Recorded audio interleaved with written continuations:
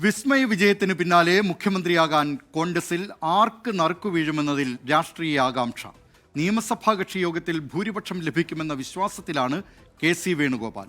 ഘടകകക്ഷികളെ കൂടെ നിർത്തി വി.ഡി. സതീശൻ വിഭാഗവും അനുഭവ പരിചയം പറഞ്ഞ് രമേശ് ചെന്നിത്തലയെ അനുകൂലിക്കുന്നവരും മുഖ്യമന്ത്രി സ്ഥാനത്തിനായി ശ്രമം നടത്തുന്നുണ്ട്. ദിലീപ്കുമാർ, അതിവേഗം തന്നെ ഒരു തീരുമാനത്തിലേക്ക് എത്തുവാനാണ് ഇപ്പോൾ കോൺഗ്രസ് ഹൈക്കമാൻഡ് ലക്ഷ്യം വെക്കുന്നത്. ഇന്ന് വൈകുന്നേരത്തോടു കൂടി തന്നെ നിരീക്ഷകരെ AICC നേതൃത്വം പ്രഖ്യാപിക്കും. നിലവിൽ ലഭിക്കുന്ന വിവരങ്ങൾ പ്രകാരം മുതിർന്ന കോൺഗ്രസ് നേതാക്കൾ തന്നെ നിരീക്ഷകരായി എത്തും. അതിൽ ഏറ്റവും പ്രധാനമായി ഉയർന്നു കേൾക്കുന്ന പേരുകൾ പി ചിദംബരത്തിന്റെയും അതുപോലെ തന്നെ മുൻ രാജസ്ഥാൻ മുഖ്യമന്ത്രി അശോക് ഗെഹ്ലോട്ടിന്റെയുമാണ്.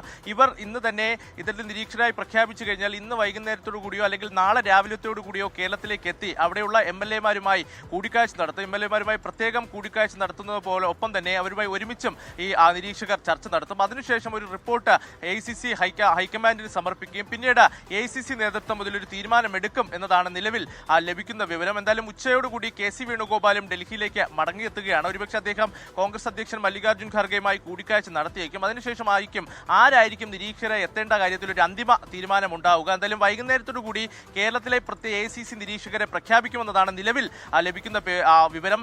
ഇപ്പോൾ ലഭിക്കുന്ന വിവരം പ്രകാരം പി ചിദംബരവും അതുപോലെ തന്നെ അശോക് ഗെഹ്ലോട്ടും ഈ പദവികളിലേക്ക് എത്തും എന്നതാണ് മനസ്സിലാകുന്നത്. ഇതുകൂടാതെ തന്നെ MLA-മാരുമായി ഇത്തരത്തിൽ കൂടിക്കാഴ്ച നടത്തുക, അതുപോലെ തന്നെ MLA-മാരുടെ അഭിപ്രായം ഹൈക്കമാൻഡിനെ അറിയിക്കും. അതിനു പുറമെ MP-മാരുമായും മുതിർന്ന കോൺഗ്രസ് നേതാക്കളുമായും നിരീക്ഷകർ ഒരുപക്ഷെ ചർച്ചകൾ നടത്തുമെന്നും മനസ്സിലാകുന്നുണ്ട്. എന്തായാലും നിലവിൽ 63 പേരാണ് കോൺഗ്രസിന് അവിടെ MLA-മാരായി വിജയിച്ചു വന്നിട്ടുള്ളത്. ഇവരുടെ അഭിപ്രായം അല്ലെങ്കിൽ ഇവരിൽ ആർക്ക് ഭൂരിപക്ഷം അല്ലെങ്കിൽ അവർ ആരെയാണ് കൂടുതൽ പിന്തുണയ്ക്കുന്നത് എന്നതാണ് ഏറെ നിർണായകമാകുക. മുൻപ് കർണാടകയിൽ ഇത്തരത്തിൽ വലിയ രീതിയിലുള്ള തർക്കങ്ങൾ തുടർന്നിരുന്നു. അന്ന് DK ശിവകുമാറും അതുപോലെ തന്നെ സിദ്ധരാമയ്യയുമായി ബന്ധപ്പെട്ട് ആരാകണം മുഖ്യമന്ത്രി എന്നുള്ള ചർച്ചകൾ അത് ദിവസങ്ങളോളം നീണ്ടു നിൽക്കുന്ന ഒരു സാഹചര്യം ഉണ്ടായിരുന്നു. കാരണം അന്ന് രണ്ട് പേർക്കും കൃത്യമായ പിന്തുണ MLA-മാരുടെ ഭാഗത്തുനിന്ന് ലഭിച്ചിരുന്നു. പക്ഷേ കേരളത്തിലേക്ക് വരുമ്പോൾ ആർക്കായിരിക്കും കൂടുതൽ പിന്തുണ എന്നത് തന്നെ ഏറെ നിർണായകമാകും. എന്തായാലും നാളെ തന്നെ നിരീക്ഷകർ കേരളത്തിലേക്ക് എത്തും എന്നതാണ് നിലവിൽ AICC വൃത്തങ്ങൾ നൽകുന്ന സൂചന. ഇന്ന് വൈകുന്നേരത്തോടു കൂടി ആരാണെന്ന കാര്യത്തിൽ ഒരു പ്രഖ്യാപനം ഉണ്ടാകും. അതിനുശേഷം നാളെ എത്തി കൂടിയാലോചനകൾ അതുപോലെ തന്നെ ചർച്ചകൾ നടത്തി എത്രയും പെട്ടെന്ന് തന്നെ സത്യപ്രതിജ്ഞയിലേക്ക് കടക്കുവാനാണ്